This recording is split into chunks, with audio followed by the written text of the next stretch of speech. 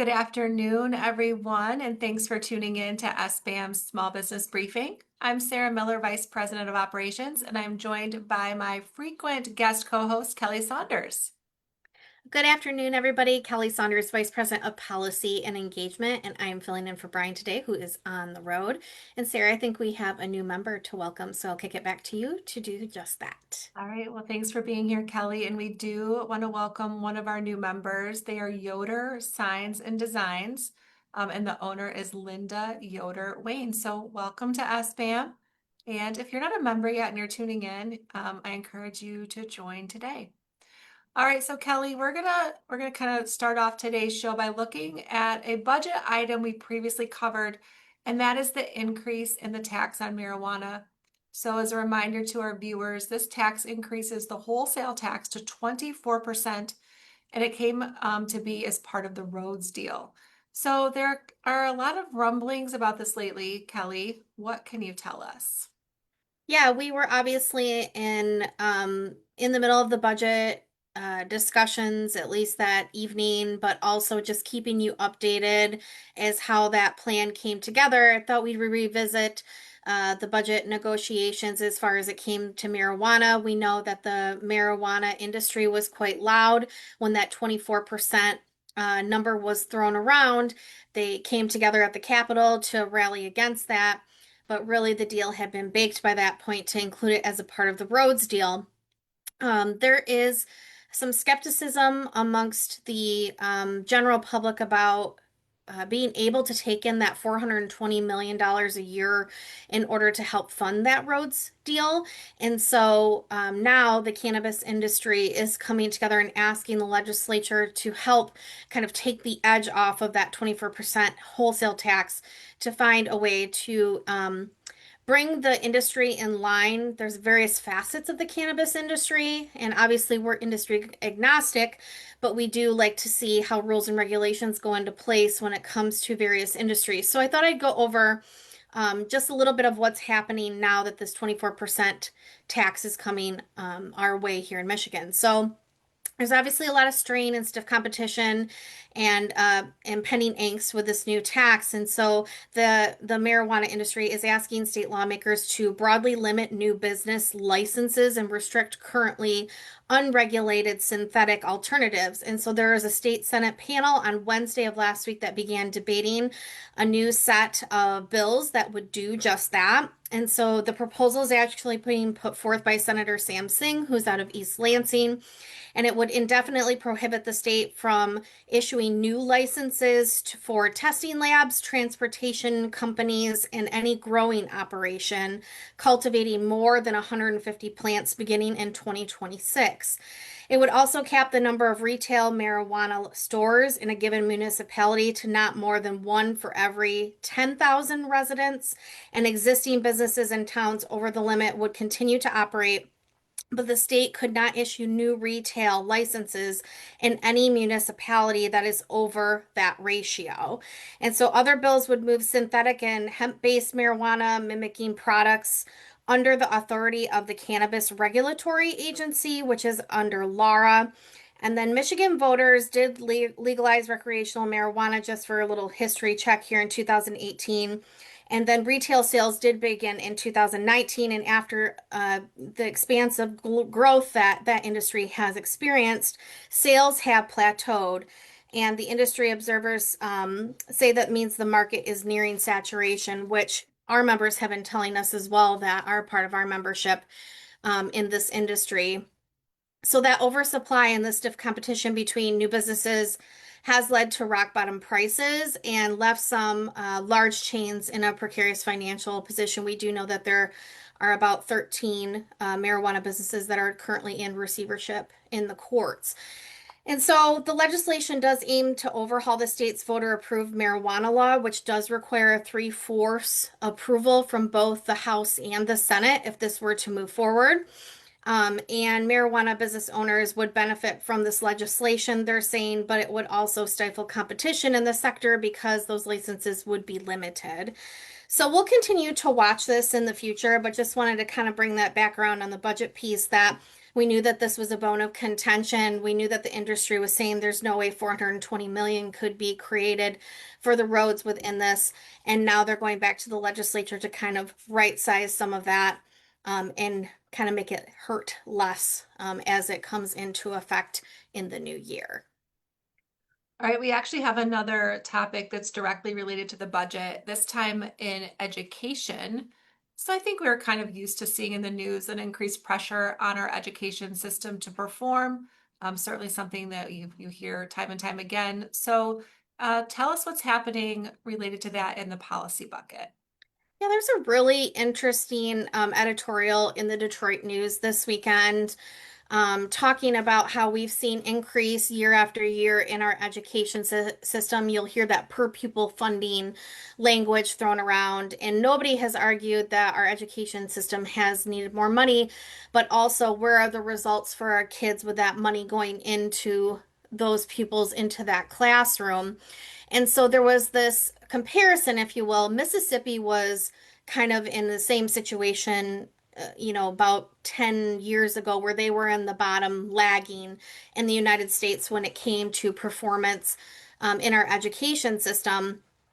And they really have buckled down over the last, 5 to 10 years to pick a plan and stick with it.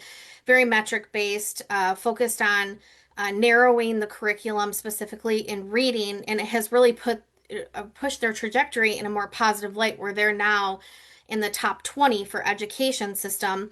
We here at SBM do get involved in education policy. We believe that is a direct pipeline to the talent and workforce that our members need when people are exiting high school, college. And so we wanted to bring this to light today because we follow a framework from Launch Michigan, which is a very interesting group. It brings together education, business, and other stakeholder groups to create a platform on putting Michigan on a trajectory of great educational success. And so if you want to view that, please visit sbm.org, go to our advocacy page and check that out. But it does talk about accountability measures. It talks about bringing in educational alignment in order to only focus on specific curriculum in maybe a couple different lanes. Right now, in our education system, there's like 400 various curriculums that you can pick from amongst our education systems that are being taught across the state. Where if you can narrow in and really focus on maybe just a few, our kids could get on a better track in order to provide a stronger path for them and a stronger workforce in the future. The MEA has said that that takes a lot of training. A lot of these programs do require teachers to take training. That's in the, 150 hours of um, required classes that they would have to take, and requesting that the legislature would help with that training funding.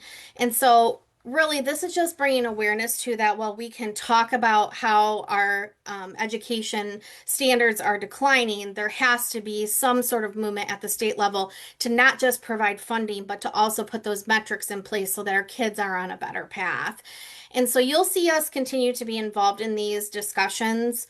And so we just bring this to light because there is going to be something come to bear here where people are going to say, specifically in the legislature, and I would even dare to say through the Department of Education and the governor, that money is not enough. Now we need to start to see results. And how are we equipping our teachers and our students in order to achieve? And so we'll welcome that. We've been kind of raising the red flag here for numerous years, and it's time. It's time to put our teachers and our kids on a good path in order for them to be successful. And so please visit sbm.org, view the launch framework, and hopefully we will be having more robust conversations about this in the future. All right, well, thanks for that update, Kelly. I think it's time for our Election Watch 2026 segment. I think it's been a while since we've had one of these, but there were some recent fundraising filings for the US Senate candidate. So give us your update. Yeah, this is always interesting. Obviously, a lot of us did not anticipate that Senator Gary Peters would not be seeking re-election. And so, again, that opened up that U.S. Senate seat. There's some candidates that have risen to the top on the Democrat side. On the Republican side, right now, it's kind of cleared for Mike Rogers, who ran against Alyssa Slotkin last time and lost narrowly. And so we like to follow the fundraising and the financials to see who's landing where. And so in this last reporting period, Mike Rogers raised $2.2 million. This is a July to October report. And then Haley Stevens raised 1.9 million, Mallory McMorrow 1.7 million, and Abdul El Sayed 1.7 million. Mallory McMorrow at this time has raised the most throughout the announcement of the campaign at 3.85 million, Haley Stevens at 3.19, and Abdul El Sayed at 3.57. So really relatively in the same, I'll say, range in raising that money. I'll take Mike Rogers out of it because it's really kind of in the primary race amongst those three candidates. But when you do kind of look at that money, that's a lot of money on the Democrat side, kind of being floated amongst those three candidates. And how does that coalesce at the end of the day? And so they'll always tout, how many donors they have, what's grassroots versus outside money. That is definitely something to pay attention to, and we will. And then I will note too that today the state closing happens for gubernatorial candidates. And so they will start to file their respective candidate reports here in the next week, and we'll have numbers on how that's shaking out on the governor candidates for governor side. And I'm sure either myself or Brian will be back with that number, but lots of money coming in as we always expect. It is kind of interesting to see this all coalesce so early, but we felt like the road to 2026 began pretty much right when 2025 started. So that is the news on that front today.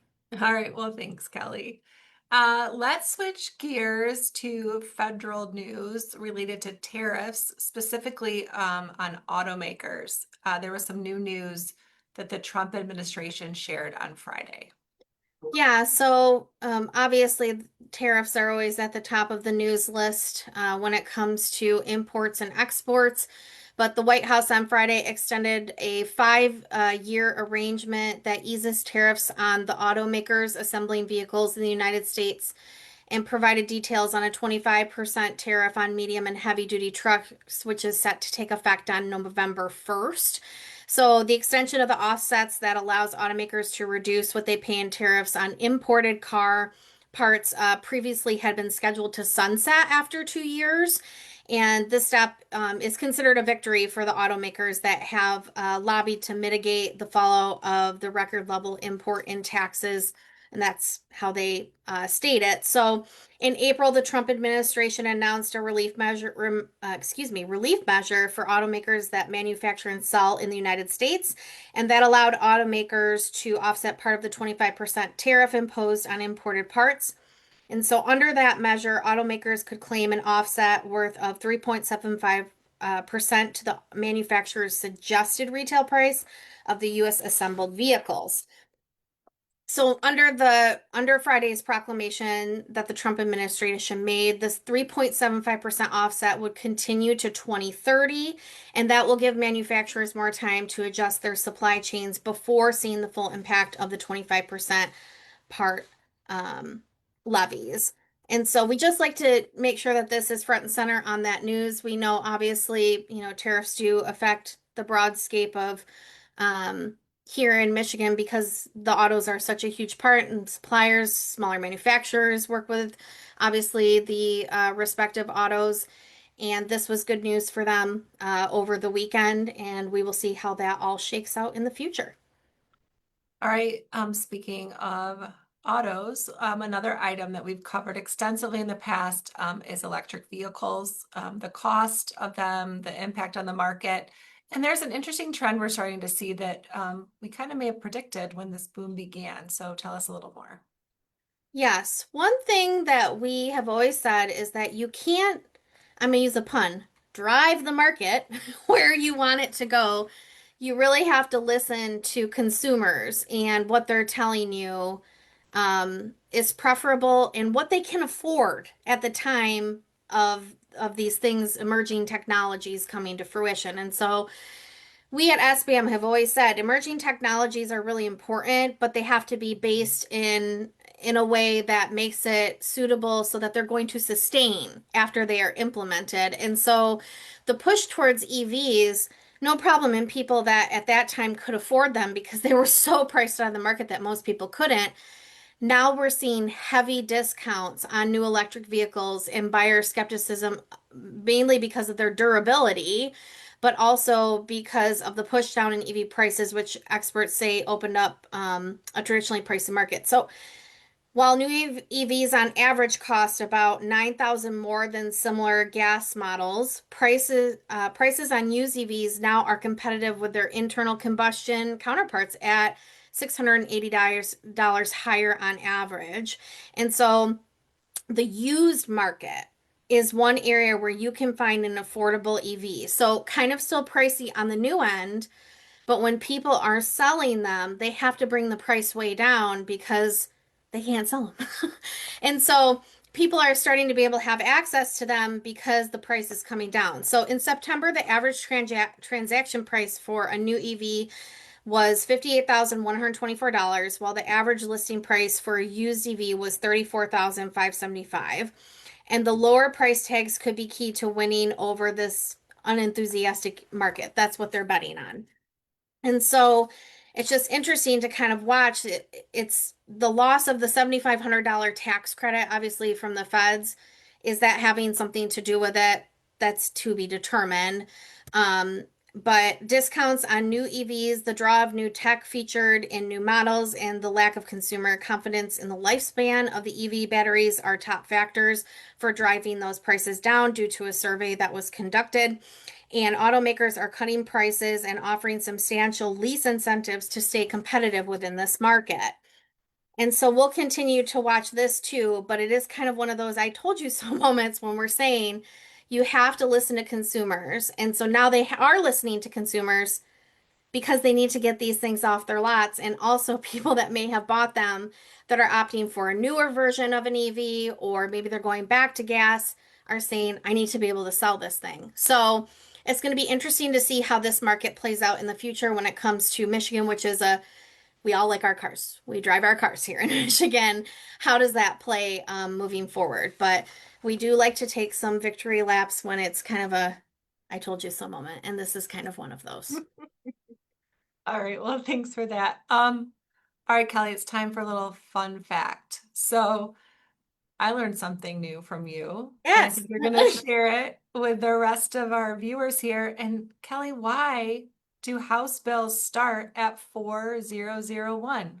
So I have to give our friends credit at MERS News because, as we've talked about before, it's been very difficult for people to get things through, as in new bills through the House and the Senate, because there's just a lot of disagreement right now. And so there haven't been a lot of public acts that have gone through.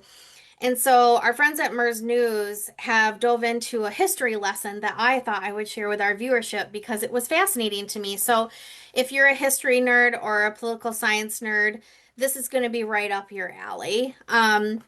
So why do House bills start at 4001? So every bill is given a number when it's essentially enrolled with the Secretary of the Senate, and the House bills start at 4001 every new term.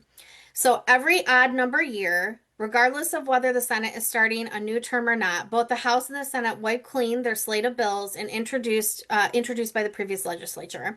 And the Senate begins with Senate Bill 1, and the House begins with House Bill 4001. So we started over again in 2025 because there was an election, obviously, in 2024, and it goes by the House elections. So the House is every 2 years. So we start over again on the odd number years. So the collection of bills compiled by the Library of Michigan dates to 1861, when both House bills and Senate bills started at number one. The part-time legislature, we had a part-time legislature back then. We have a full-time legislature now. Uh, Met every other year in odd-numbered years, and both chambers' bill numbers ran concurrently until 1953, when the Senate began starting their bill numbers at 1001, and the House went on starting at 1. So they flipped there for a second. Senate bills beginning at 1001 and House bills beginning at 1 continued from 1953 to 1964, when the number of House bills got up to 958, and there were fewer than 50 bills left to introduce to the special session that year before bills would have the same numbers again. Then in the 65-66 session, the first of what became Michigan's full-time legislature under the 1963 Michigan Constitution, Senate bills went back to starting at 1 and House bills began at 2001. And that practice only lasted a few sessions until the 71-72 session when 4001 became the first House bill for each session. The mechanics of the 1964 election were very chaotic because the Supreme Court ruled that state Senate districts and House districts had to equate to one person, one vote. So Michigan became the first state to redistrict its legislature since the court's historic one man, one vote decision. This brought an enormous change to the state legislature, and they had new energy and new ideas, so they were afraid that the bill numbers were going to start to overlap. So they upped it to 4001 because they didn't want the same bill numbers coming out of the Senate and the House. So with the start of that session, the legislature ended its part-time legislature format and went to full-time, meaning there would be more bills since sessions spanned 2 years instead of one. The bills had to be a high number in order to not be confused, as I just mentioned. So House bills started at HB 401 in that 1971 session, and it has stayed the same ever since.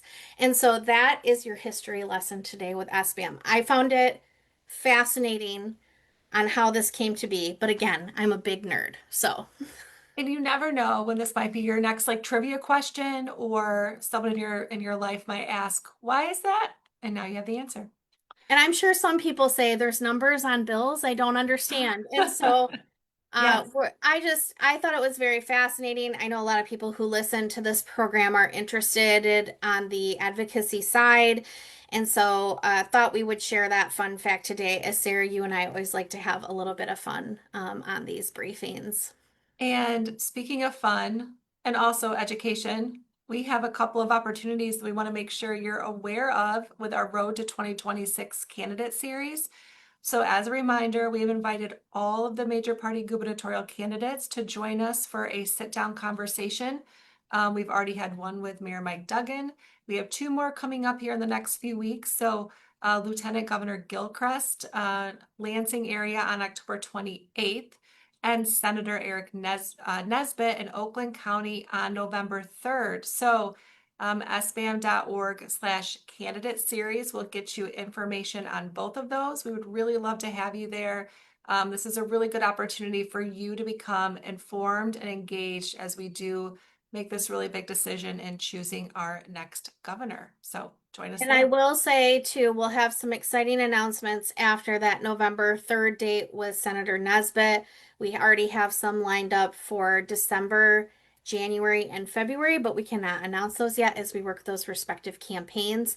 But we will have the ability for our members to connect with so many of these candidates, and we really do hope to see you, as you said, Sarah. All right. Thank you for joining me today, Kelly. Thank you. We made it a quick brief, but then we'll give everybody some time back in their day and hopefully see you next week. All right. Bye, everybody. See you next Monday.